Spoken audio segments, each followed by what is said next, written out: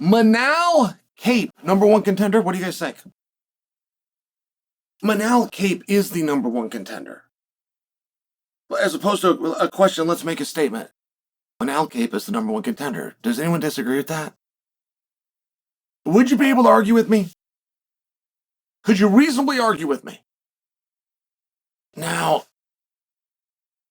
I brought this up. I was talking to James Madden. Said that very thing.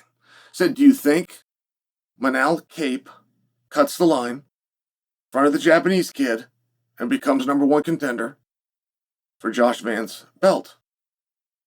And he said he'd have to, but you would also be forced to look at his last 3 fights. He's knocked out everybody. Okay. That sounds like a winning argument to me. I mean, what do you guys want to do there? What do you want to do at 125 pounds? Because let me tell you this, and I am not passionately against somebody. Just so you know, like I don't come in, it doesn't matter if my face gets red and you see the veins or not. I'm not passionate on this topic. I'm just passionate to the idea that we don't remain passionate on this topic. There was a massive talk to Pantoja because he puts his arm down and his elbow goes out, that somehow Josh Van isn't the champion of the world, or that Pantoja should be the immediate rematch for Josh Van because his posted, his elbow went out and he lost his championship of the world. That is the part that I'm arguing against.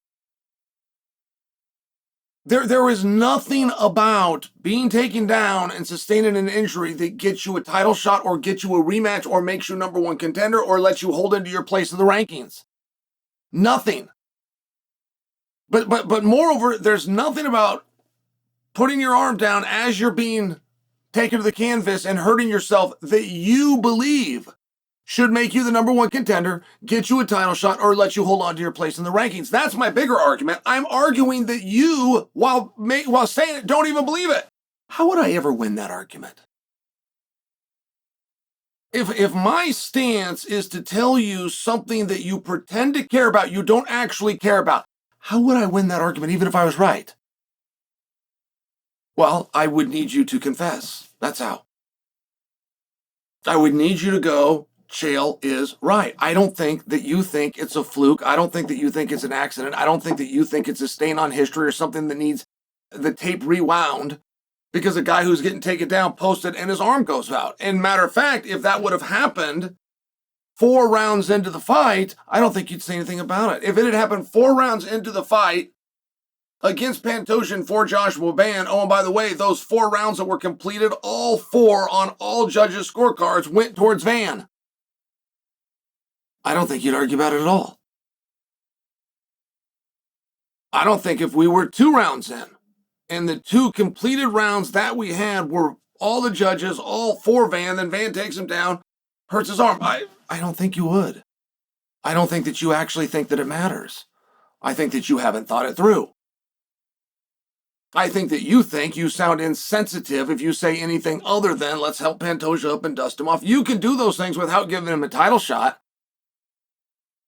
By the way, you could make Pantoja's next fight back a title shot, but have the title being contested not being Pantoja's next fight back. Like that Japanese kid that finishes Brandon Moreno. You get something for that. If you can beat Brandon Moreno in this sport, history says you get something for that. But if you can finish him, right, it's really a very special thing. It's a very unique thing. I believe the best fight of the year is Joshua Van versus Brandon Royval. Now, just because you're part of a great fight doesn't make you a great fighter, or it doesn't move you higher up the rankings just because you had a great fight. But that one did. Can we agree? I mean, when it was a back and forth fight, it was a wonderful fight, but it was very close. And the guy that came out the other side goes on to be the champion of the world. Then I think we can look back at that fight. We'd be looking back at Royval, and we'd be saying, well, you did an outstanding job too. You were right there to be the world champion as well. The winner of this ever so close affair turns out to be the champion of the world, and that is where you then bring Manel Cape into this. And that's where Manel Cape then gets the opportunity. And I think that it is important that we move that division on quickly.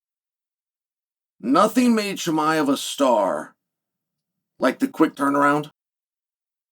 But getting the UFC departments to communicate that with one another, like the PR and the marketing department and the production and the fight department, apparently don't hang out together. I mean, it was the most unintentional marketing genius that ever could have happened to Chimaev. And then it just stopped one day. It just stopped. And I'm only suggesting for you that I think Joshua Van has a little bit of that. Not quite as much as Chimaev, but I do think that Van has a little bit of that. And I think the fact that Van is the second youngest champion ever, only behind John Jones, and only separated by a handful of months. I think 125 pounds, having so many great fighters right now. I think that parity is of utmost importance. And I want to help Pantoja up, and I want to get Pantoja back in there. I'm sharing for you, there's a lot of other great things going on in that division, and those guys get something for their hard work as well. And I don't believe you that you think that Pantoja should hold his spot. I don't believe you, that you truly believe that in your heart. I don't believe that you think he's the number one contender. I believe you just don't know how to stand up to those currents when a guy gets injured. And I'm the first to tell you, we offer a guy a hand up when he's down. We don't ever kick at him. But the division as itself can still move on while we mend and rehab. And as much as you want to pretend that it's a fluke because it happened in the first few seconds, that exact same motion, had it happened 18 or 19 or 20 minutes in, you're not going to be discussing. And before we come to a conclusion of whether that was a fluke or not, we're never going to be able to get there until those boys rematch. And before we get to a rematch, we need to make sure that Manel Cape is rewarded for his good efforts. And in my opinion, that's what the title shot, in my opinion, Manel Cape versus Joshua Van is the next world title fight.